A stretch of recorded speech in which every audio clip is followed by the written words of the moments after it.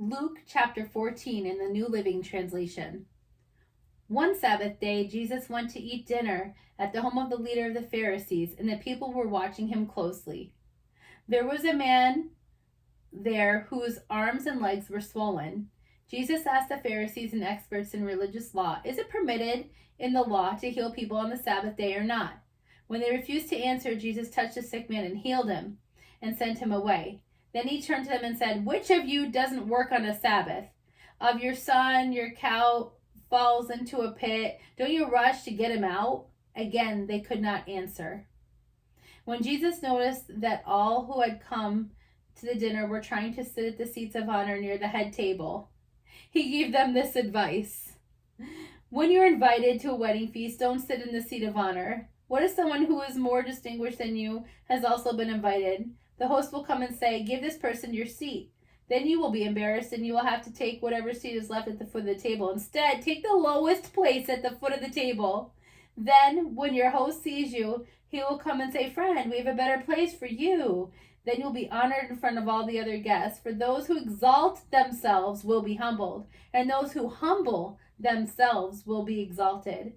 Then he turned to his host. When you put on a luncheon or a banquet, he said, don't invite your friends, brothers, relatives, and rich neighbors, for they will invite you back, and that will be your only reward. Instead, invite the poor, the crippled, the lame, and the blind.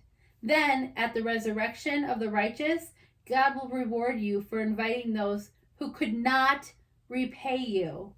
Hearing this, a man sitting at the table with Jesus exclaimed, "What a blessing it will be to attend a banquet in the kingdom of God." Jesus replied with this story. A man prepared a great feast and sent out many invitations.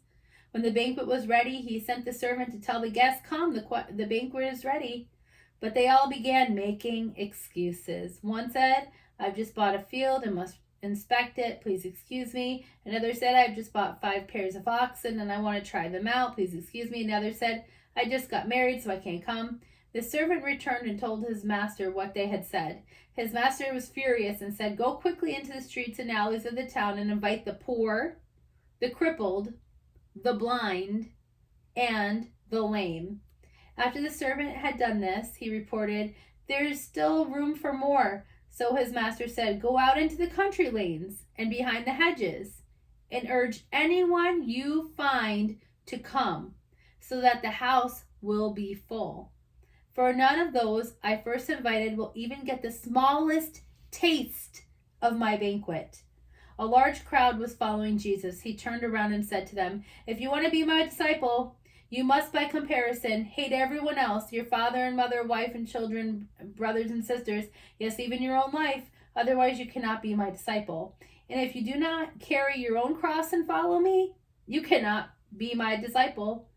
But don't begin until you count the cost. For who would begin construction of a building without first calculating the cost to see if there is enough money to finish it? Otherwise, you might complete only the foundation before running out of money. Then everyone would laugh at you. They would say, 'There's the person who started that building and couldn't afford to finish it.'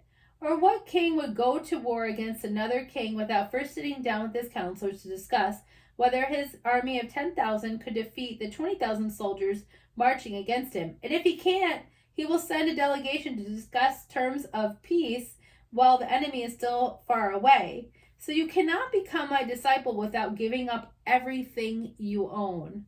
Salt is good for a seasoning, but if it loses its flavor, how do you make it salty again? Flavorless salt is good neither for the soil nor for the manure pile. It is thrown away. Anyone with ears to hear should listen and understand."